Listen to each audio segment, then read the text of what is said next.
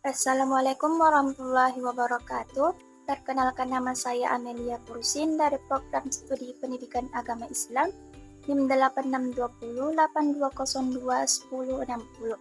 Nah, pada kesempatan kali ini saya akan memaparkan materi mengenai sejarah agama Buddha, kitab suci agama Buddha, dan tempat ibadah agama Buddha di dunia.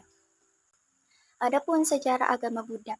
Agama Buddha lahir dan berkembang pada abad ke-6 sebelum Masehi.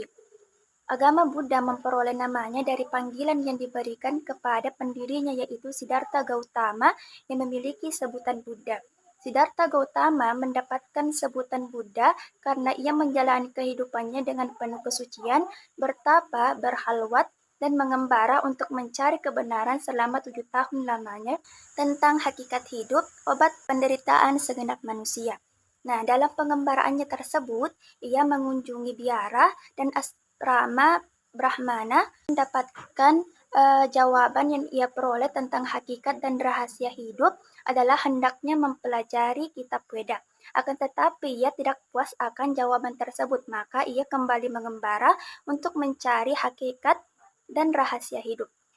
Kemudian ia bertemu dengan 5 biksu yang mengajarkan bahwa untuk mencapai hakikat dan kesempurnaan hidup, maka harus mensucikan jiwa dan raga dengan cara menyiksa diri dengan menahan lapar dan dahaga. Akan tetapi Siddhartha Gautama meyakini bahwa menyiksa diri dan menyengsarakan diri, dia hanya akan memadamkan cahaya pemikiran.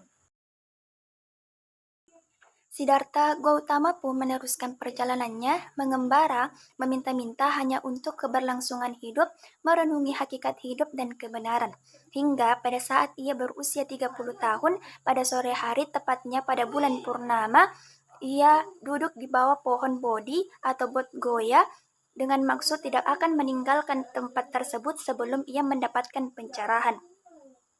Mara atau iblis yang mengetahui niat dan usaha keras dari Siddhartha Gautama tersebut, maka ia menggerakkan roh-roh jahat untuk menghalangi niat dari Siddhartha Gautama tersebut.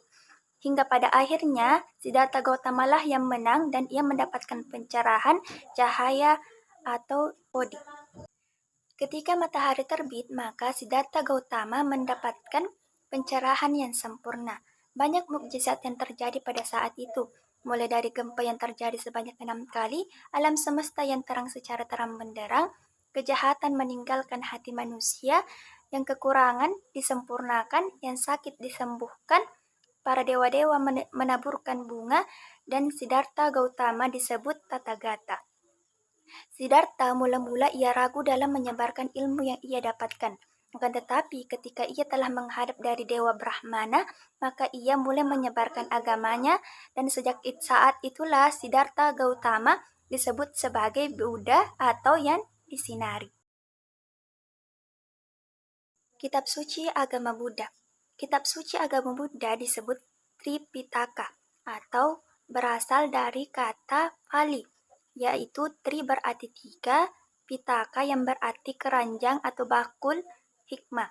Jadi Tripitaka berarti 3 kelompok atau 3 keranjang yang terdapat dalam kitab agama Buddha. Nah, kitab Tripitaka ini terbagi menjadi 3. Yang pertama yaitu Vinaya Pitaka. Vinaya Pitaka adalah kitab suci agama Buddha yang berbicara mengenai sangha, berupa aturan tentang tata cara yang harus dilakukan oleh anggota-anggota binara yang disebut Patimokkha. Ada juga tentang Mahapangga. Mahapangga yakni sejarah pembangunan agama Buddha. Nah, kitab ini diperuntukkan untuk bihari atau yang disebut dengan bikuni atau bikun. Nah, yang kedua yaitu Sutta Pitaka.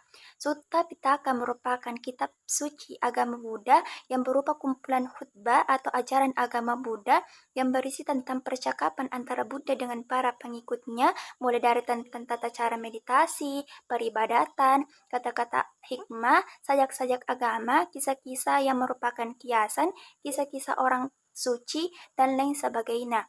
Nah, kitab suci ini diperuntukkan untuk masyarakat umum atau orang awam.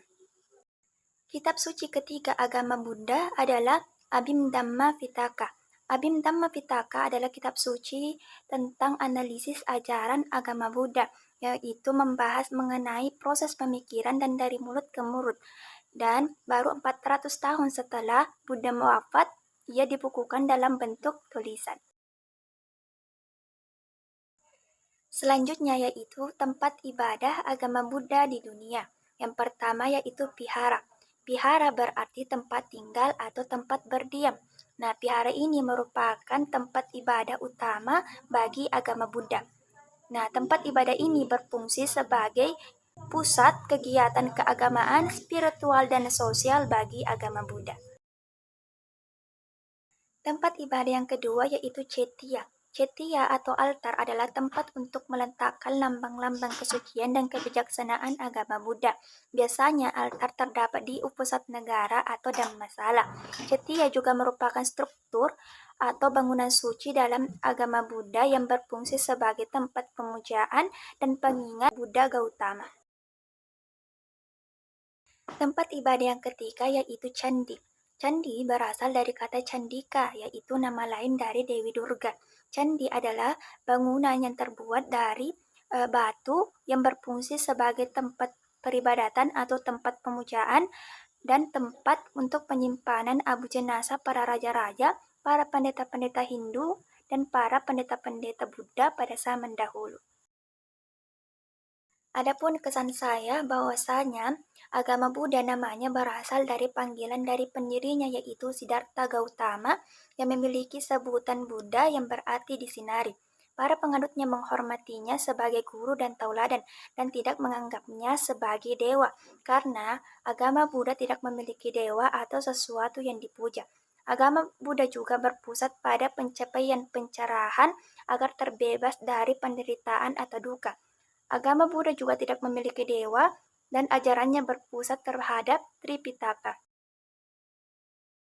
Cukup itu yang dapat saya sampaikan. Mohon maaf jika ada salah kata atau kesalahan. Sekian dan terima kasih. Wassalamualaikum warahmatullahi wabarakatuh.